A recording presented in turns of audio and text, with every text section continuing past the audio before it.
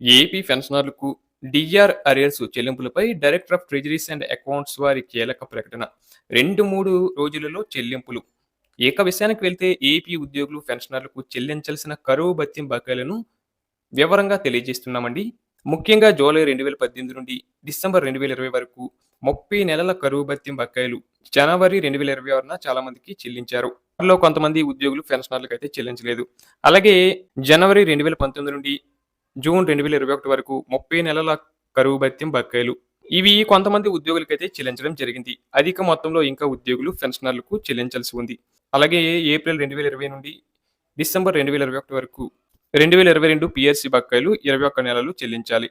అలాగే జనవరి 2022 నుండి జూన్ 2023 వరకు 18 నెలల కరువు భత్యం బకాయిలు, జూలై 2022 నుండి అక్టోబర్ 2023 వరకు 16 నెలల కరువు భత్యం బకాయిలు, అలాగే జనవరి 2024 నుండి సెప్టెంబర్ 2025 వరకు 21 నెలల కరువు భత్యం బకాయిలు.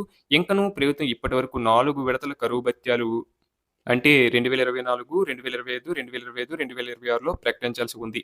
అలాగే డిఏ అరియర్స్ కోసం బిల్లులు సిఎఫ్ఎంఎస్ నందు సమర్పిస్తేనే ప్రభుత్వం పేమెంట్ చేయుటకు అవకాశం కలదు. ప్రభుత్వం సైట్ ఓపెన్ చేసిందని ఆశిద్దాం. కావున పెన్షనర్స్ ఎవరు ఆందోళన చెందవద్దు.